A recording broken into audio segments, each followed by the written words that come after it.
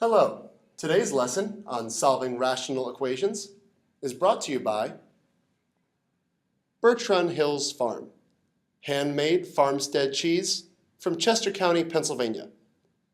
Bertrand Hill's Farm cheeses are available at the Head House Farmers Market on Sundays from 10 to 2, and also locally in Ardmore at Tired Hands Restaurant. I recommend the Red Cat cheese.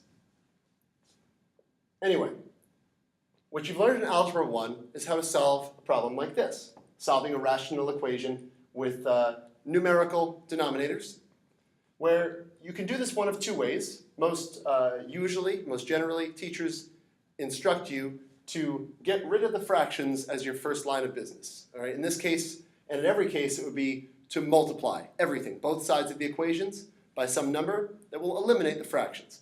And as long as that number is any multiple of both denominators, that's going to happen. If you multiply everything by 90 or by 27 or by 18, that'll all work itself out. But you want to use the least common multiple to make your life simplifying later as easy as possible. So you'd want to multiply everything by 9. 3 goes into 9, so it's kind of easier that way.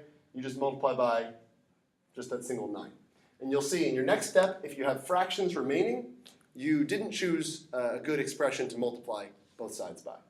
Right? But we'll multiply both sides by 9. This becomes 9x over 3, which is 3x. So I'll write a 3x here. Go this way. 9 times 4 over 9, the 9's will cancel. Or you can just do like 9 times 4 is 36 over 9. Either way, you're left with just 4 plus 4 equals 9 times 2, 18. Now, you have a linear equation to solve. It's much easier.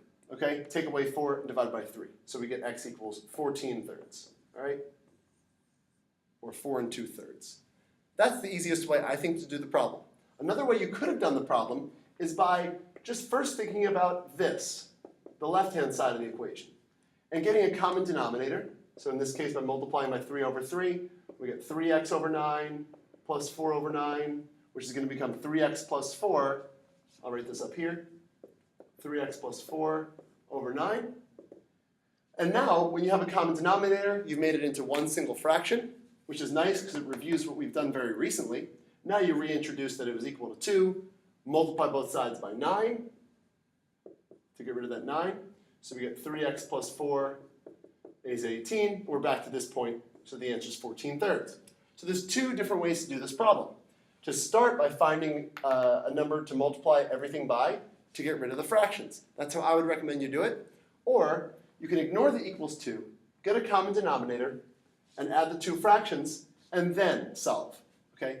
But the way I'm going to show you to do the new stuff is by the first way I did this. You can do both ways. You can ignore the equals 4, treat it like a fraction addition problem, like you just had a quiz on, or just will have a quiz on, and then worry about the equals 4, but I would recommend just getting rid of these fractions first. I think it's much safer, much more manageable a problem if you get rid of the fractions and work with what you got from there, like we did here.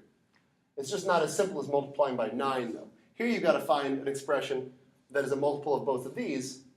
So you want to include all the different denominators, really. But if this one goes into this one, we just use 9. Well, x minus 3 goes into x squared minus 9, right? This is x plus 3x minus 3.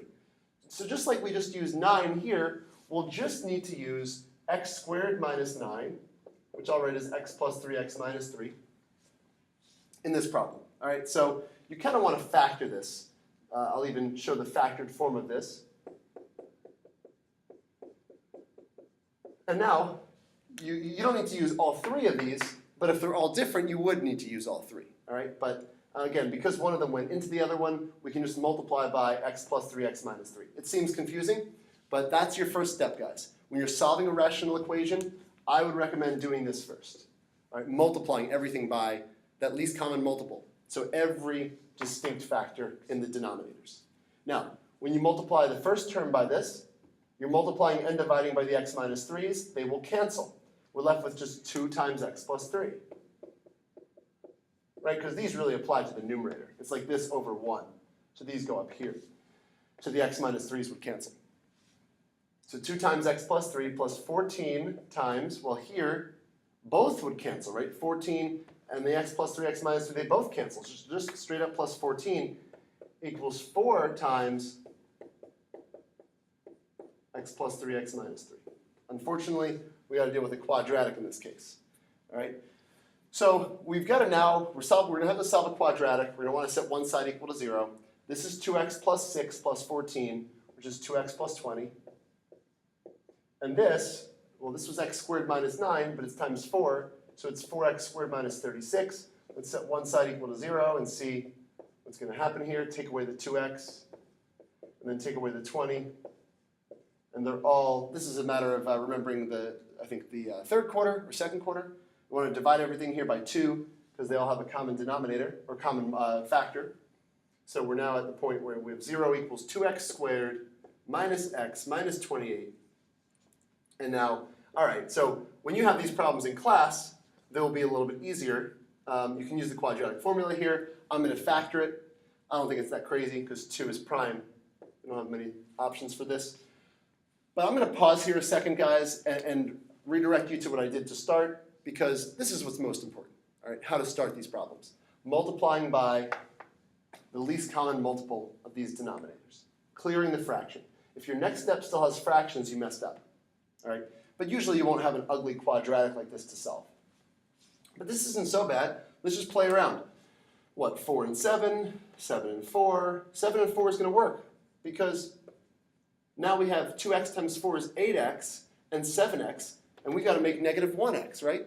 So if the 8's negative and the 7's positive, we'll have that.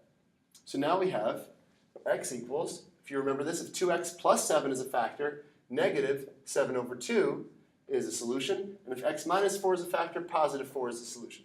So we have two solutions here.